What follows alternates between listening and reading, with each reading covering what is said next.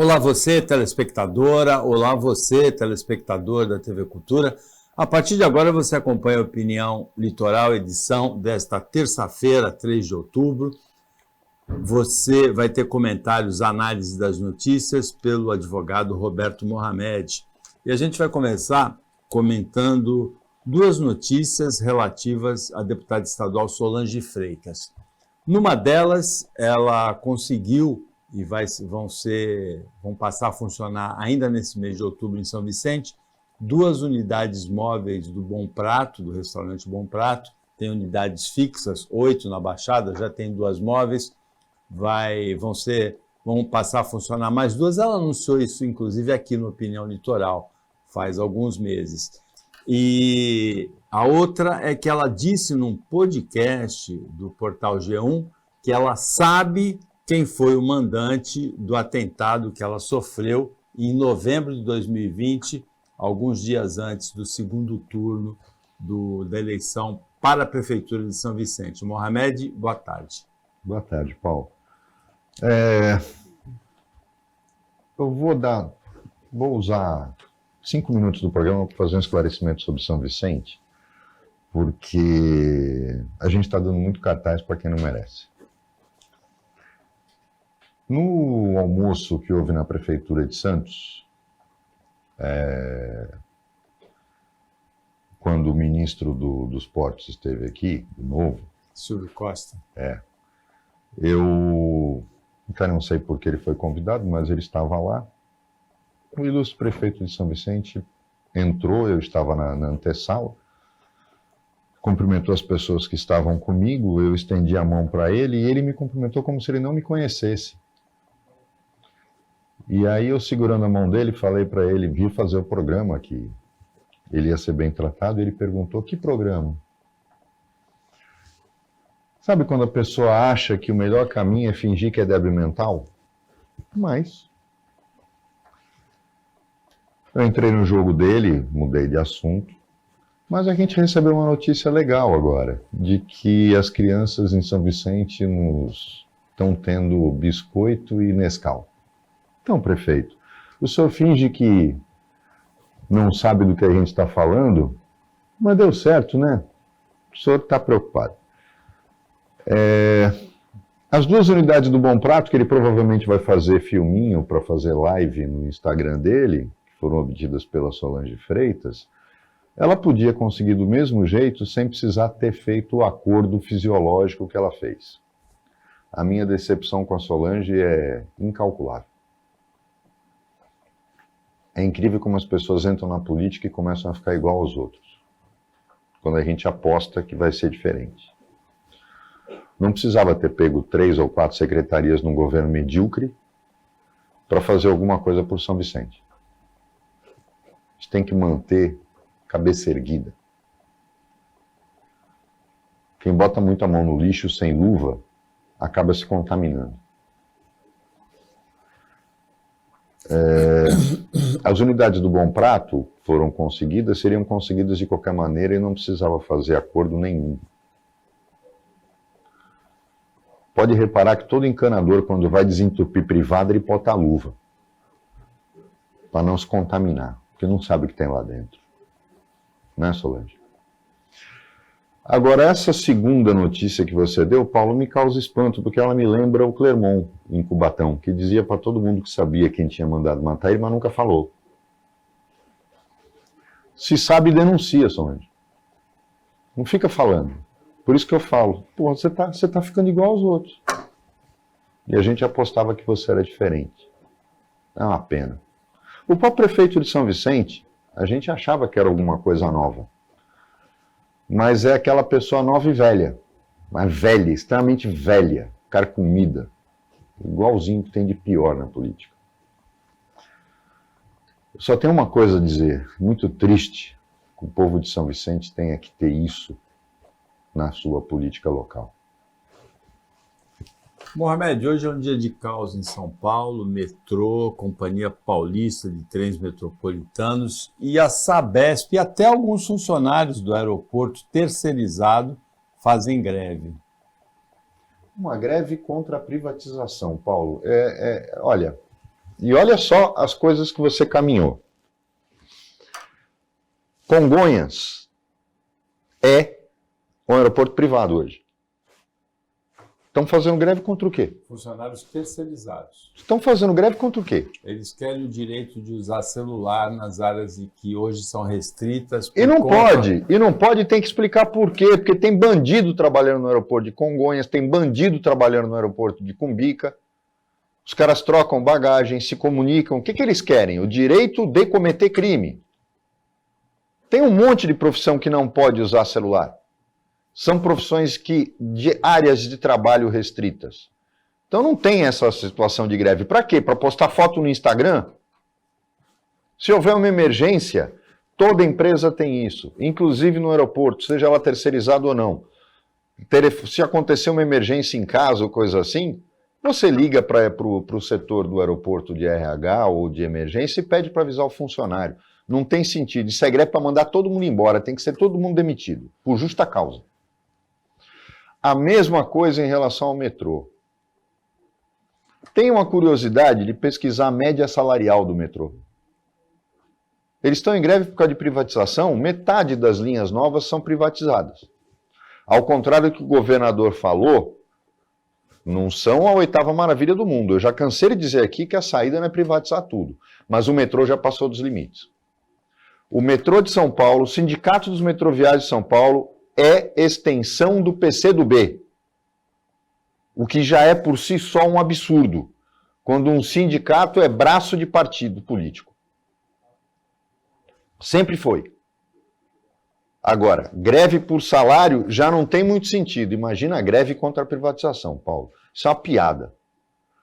O pessoal da Sabesp vão entrar em greve por quê? A privatização não vai passar na Assembleia. Vocês têm que trabalhar junto aos deputados estaduais. Não vai ser aprovada a privatização da Sabesp. A gente já cansou de falar isso aqui.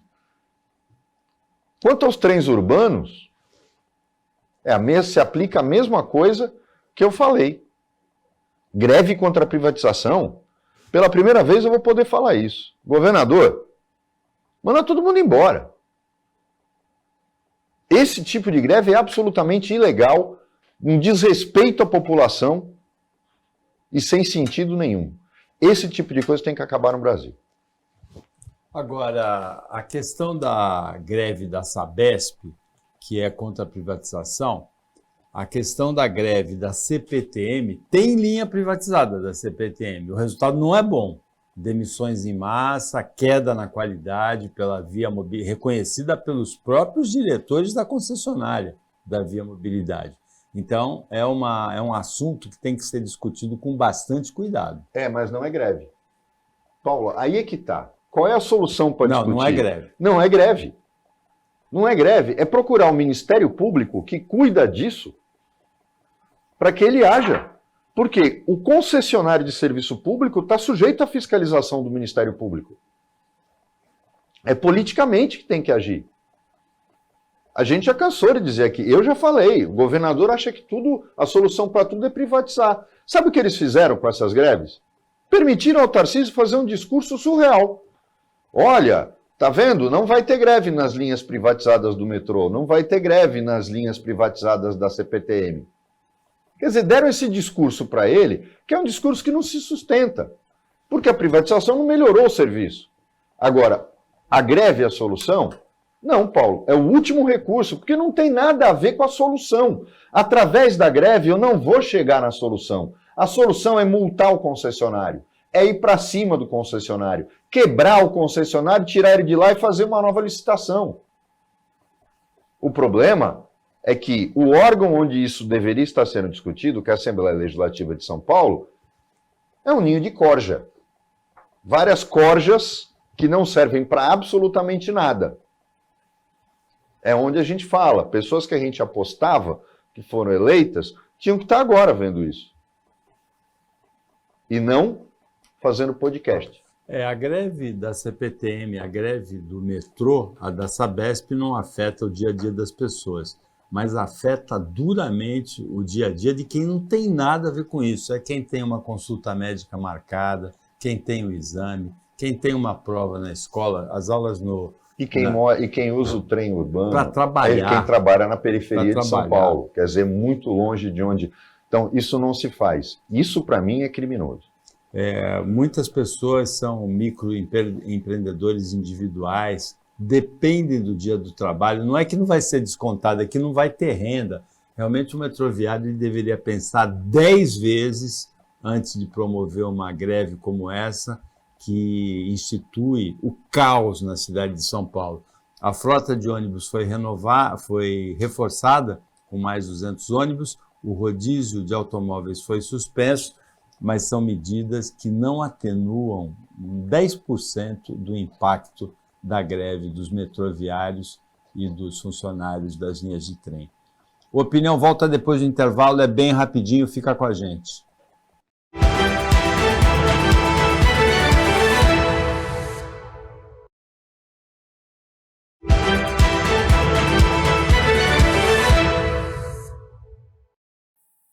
Voltando com a Opinião Litoral, nesta terça-feira o Roberto Mohamed analisa as notícias com você e tem alguma coisa que não é bem notícia, tem até uma notícia. O Senado aprovou o desenrola, aprovou os limites para os juros do cartão de crédito, que eu estou sentado na plateia querendo ver como é que isso vai funcionar. Então, Paulo, tem até um certo sentido nisso, é que o projeto foi mal redigido, para variar, né? Mas a ideia não é ruim e, na verdade, ela se ajusta à própria legislação brasileira. Eu vou explicar por quê. O desenrola, o Senado aprovou isso correndo, porque senão a medida provisória ia perder eficácia e eles teriam que explicar para a população que está com uma negociação em andamento como é que fica. Mas o que me espantou ontem foi a notícia de que o Senado está querendo dificultar agora um pouco as coisas porque acha que a Câmara está ganhando muito. Gente, é o cúmulo do fisiologismo. Não, eles estão ganhando propina mais do que eu quero igual a eles. Foi isso que está acontecendo. Para um senador da República, que é eleito por voto majoritário, isso é tão pequeno, tão ridículo. Olha, a nossa classe política é pior que esterco. Pior que estrume, eles são um lixo. Eu não consigo mais ter respeito por deputado, por senador, é lixo, total. Vereador também, né, porque estão querendo dar medalha aqui, vereador que não tem o que fazer, baixo clero, e incrível que em Santos estão querendo igualar a Câmara de Santos, a de São Vicente, Guarujá, Cubatão, ou seja, virar o mesmo lixo que são as outras. Aqui ainda tinha um pouquinho mais de nível. E é incrível, Paulo, porque o baixo clero na Câmara de Santos virou maioria. Olha onde a gente chegou. O baixo clero da Câmara de Santos virou maioria. É lamentável isso. Como a classe política me dá nojo, e eu acho que dá nojo na maior parte da população brasileira. Mas a questão dos juros do cartão, vamos falar do que realmente importa para a população, já que eles não estão nem aí para a população, acontece o seguinte. No Brasil existem algumas mentiras que acabam virando verdade. As administradoras de cartão brasileiras não são empresas independentes dos bancos. Não acredite mais nessa mentira. O American Express, por exemplo, brasileiro, não tem nada a ver com o American Express americano. É como se fosse uma franquia, que é administrada por uma empresa chamada Tempo. Essa empresa chamada Tempo pertence ao Bradesco. Aí o Bradesco diz assim, eu não tenho nada a ver, eu só dou a bandeira do cartão. Não.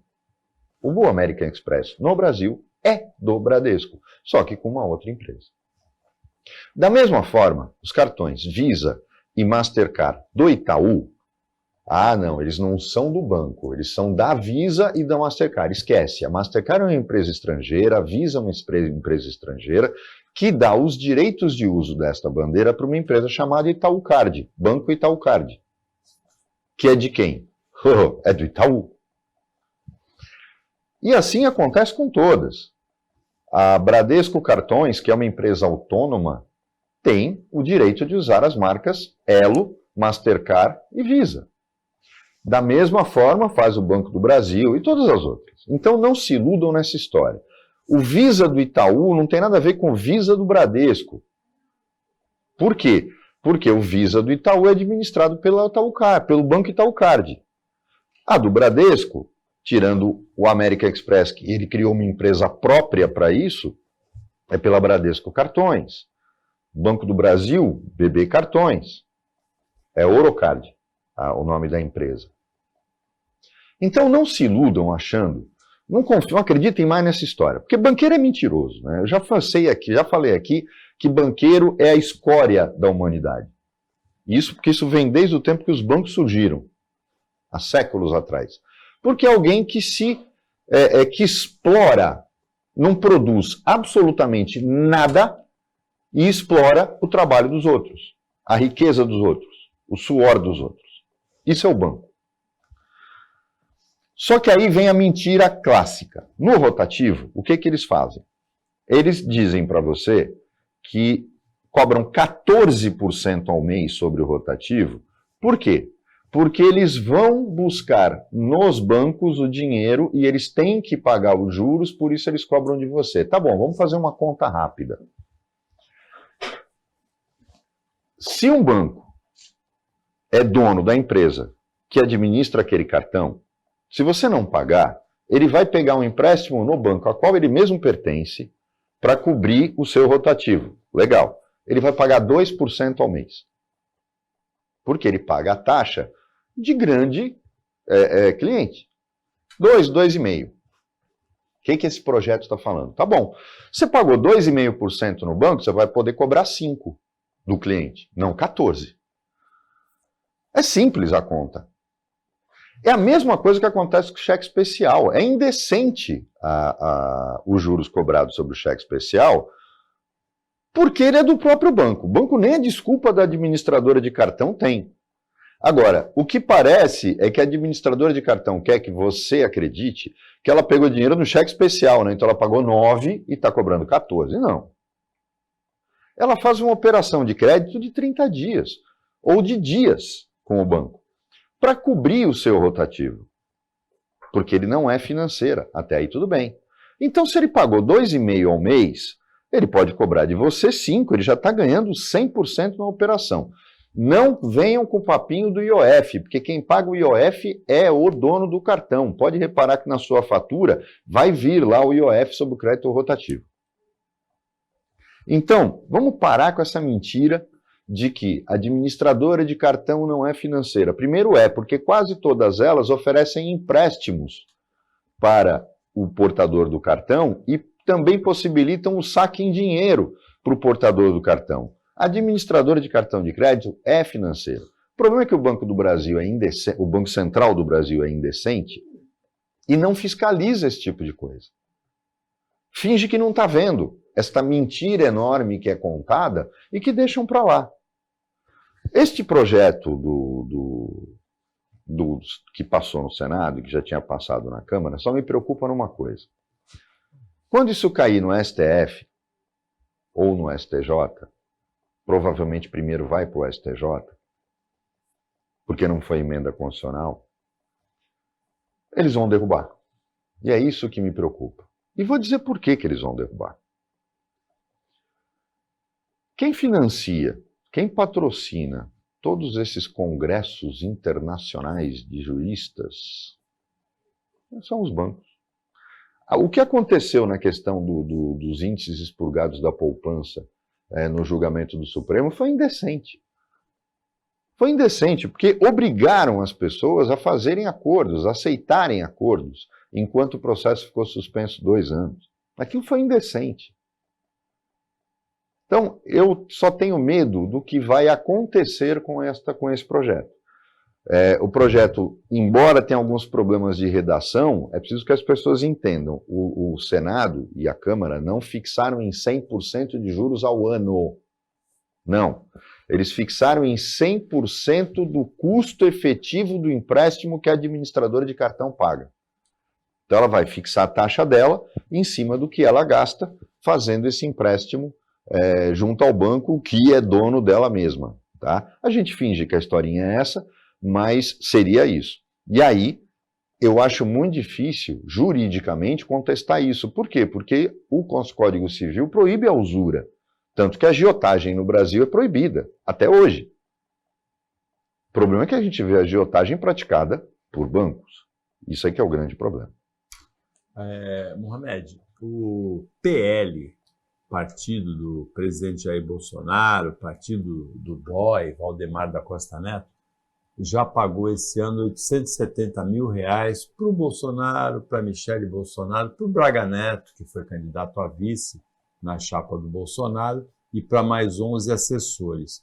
É tanto dinheiro assim? Nem é. É para 6 meses, janeiro a junho. Agora, é absurdo que se use dinheiro de imposto, fundo partidário, para pagar supostamente funcionários do partido, né? O partido é uma organização que deve ser, como os sindicatos, autossustentável. Não receber dinheiro público para funcionar. Não tem sentido isso. Mas é justamente o que nós permitimos sendo omissos, porque a partir do momento que o povo vota nesse tipo de escória, acontece isso.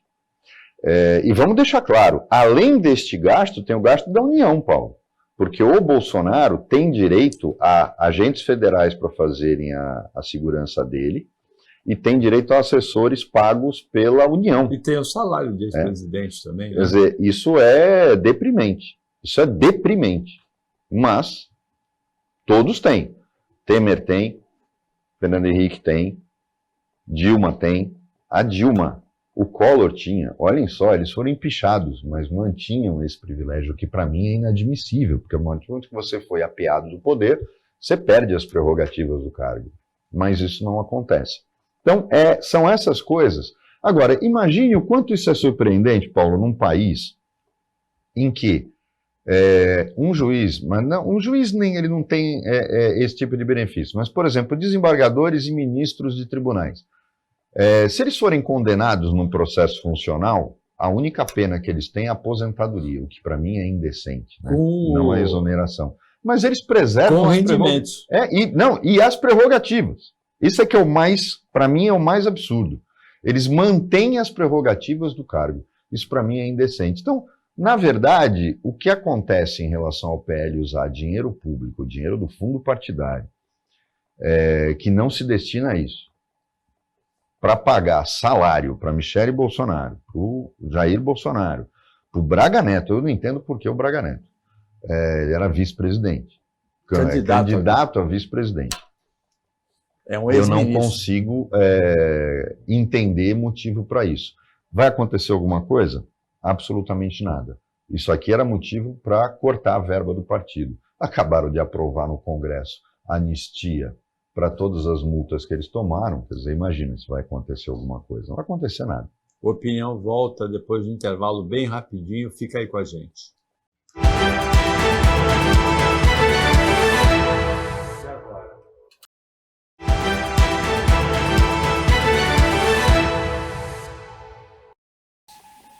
Voltando com o Opinião Litoral, nesta terça-feira, o Roberto Mohamed comenta, analisa as notícias com você.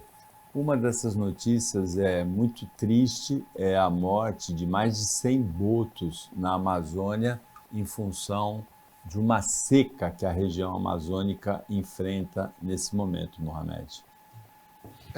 A gente fala que a gente está brincando com o planeta e ele está cobrando preço. Agora, o que está acontecendo aí é muito mais sério. Existe uma barragem, uma hidrelétrica, que quando ela foi construída, acho que foi no segundo mandato do Lula que ela foi inaugurada.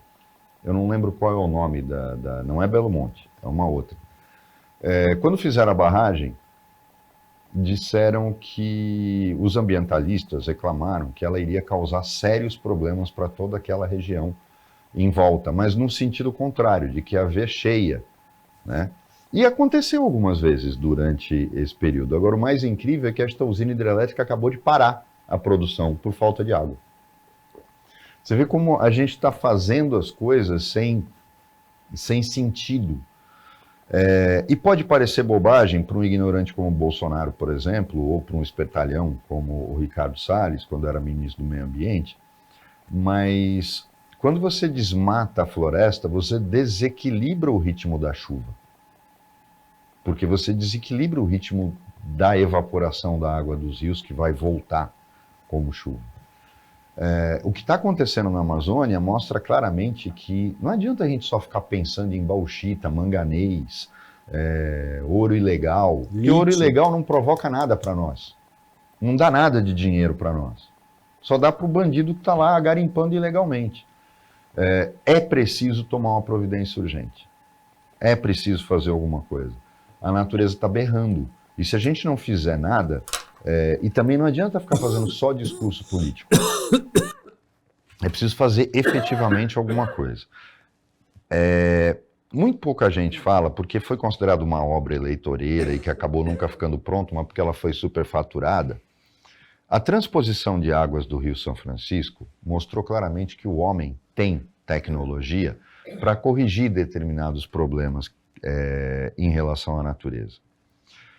Eu já ouvi várias opiniões diferentes, eu já estive em Manaus várias vezes, a trabalho, tenho clientes em Manaus, já passei carnaval em Manaus. Aconteceram lá coisas que a gente nota que é o descaso da classe política. Uma delas, todo mundo sabe, porque eu já falei aqui no programa, que foi permitir o fechamento do Hotel Tropical, que era um hotel construído pela Varig. Não é por fato de ser um hotel, mas é o que aquele hotel representava para o Amazonas, para Manaus.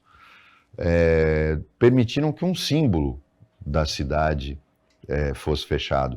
Para vocês terem uma ideia, tem um funcionário lá, Paulo, que trabalha voluntariamente porque tem um zoológico lá, e para não permitir que os bichos morram.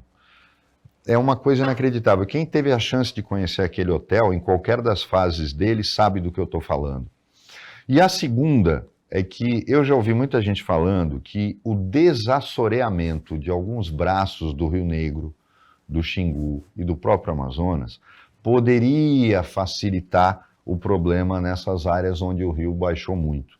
Não sei, mas é preciso fazer alguma coisa. A gente ouve teorias, mas alguém tem que ter uma ideia que vá lá ser discutida e que se torne plausível, porque senão a gente vai pagar um preço muito alto por isso. E para mim foi uma judiação ver a cena dos botos mortos, porque quem já esteve lá sabe que é obrigatório nadar com eles, né? E eles são animais lindos. Eles não são como os golfinhos de água salgada, mas eles são, porque o boto é parente direto dele, principalmente o boto cor-de-rosa, ele é bem diferente fisicamente, o boto cinza não. Ele é muito parecido com o golfinho que a gente vê no mar.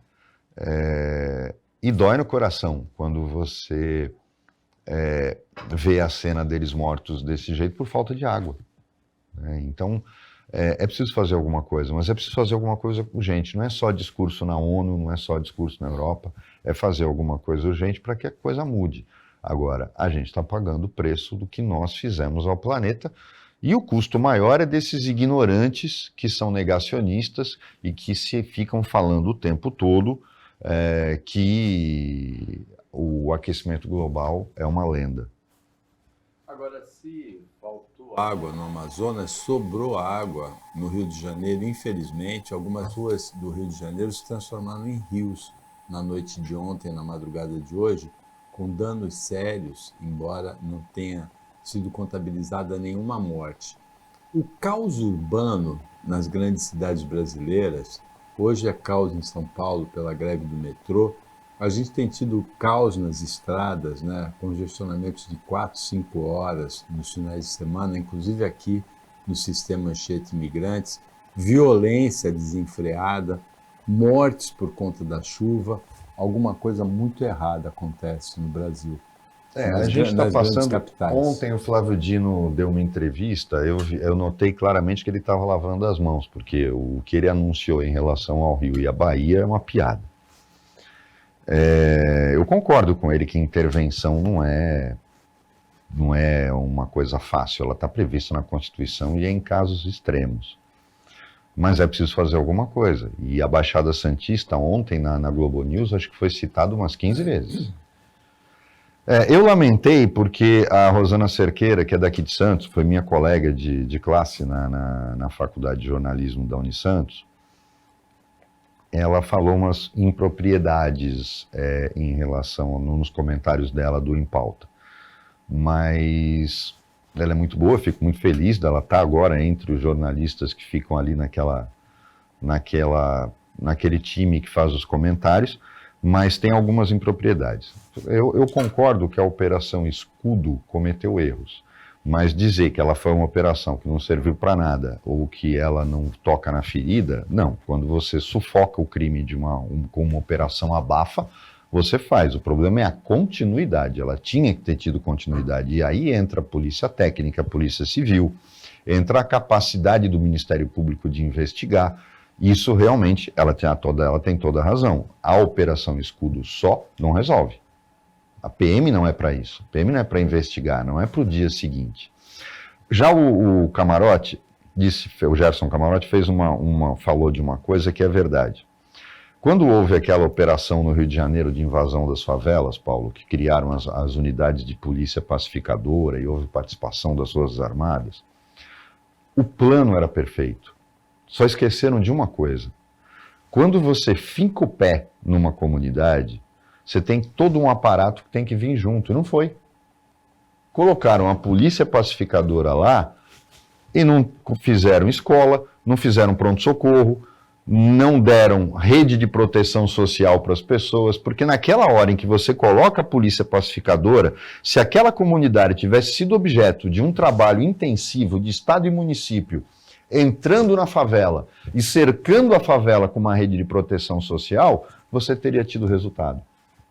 É mais ou menos como, por exemplo, acontece aqui. Quando querem tirar as pessoas do Monte Serra, do Morro do São Bento, do Morro do Bufo, você não pode simplesmente, eu vou levar essas pessoas para um apartamento popular, eu vou pagar o aluguel social e deixar a casa do cara lá. Não, o ano que vem nós vamos acabar com isso. Não, na hora que ele sai, você tem que ir lá e tirar.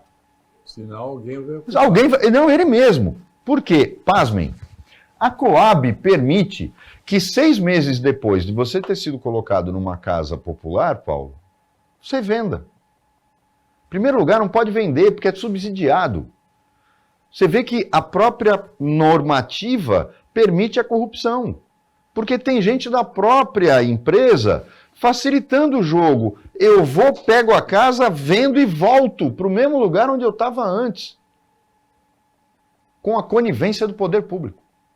Enquanto essa pouca vergonha existir, a gente não vai poder falar em segurança. Se você tira uma pessoa, por exemplo, a gente teve aqui o caso do Dique da Vila Gilda. Só vai resolver se o barraco for posto abaixo, no momento da saída da pessoa, para ela não poder voltar. O grande problema é esse. Se fazem as coisas aqui para alimentar uma rede de corrupção e bandidagem, e ninguém faz absolutamente nada. Aí é jogar dinheiro pelo ralo. E jogar dinheiro pelo ralo vai faltar para fazer a segunda parte. Como eu disse, no Rio de Janeiro, quando as unidades de polícia pacificadora foram criadas, do lado dela tinha que ter uma escola, do outro lado uma unidade de amparo psicossocial, você tinha que ter feito todo um aparato de proteção social, que Santos, por sinal, tem muito bem feito, para que você impeça o crime de voltar para o lugar. Porque botar uma delegacia, que nem era uma delegacia, na verdade era uma companhia, sei lá, um grupo de PMs que ficavam ali, e que todos foram expulsos, não sobrou uma para contar a história. Porque se você não faz a segunda parte, que é a presença do Estado na comunidade, não adianta nada você instalar uma unidade de polícia pacificadora. Todos os morros voltaram para as mãos dos traficantes originais. Todos. E o Rio de Janeiro é o seguinte, não tem uma comunidade, ou está na mão da milícia ou está na mão do tráfico.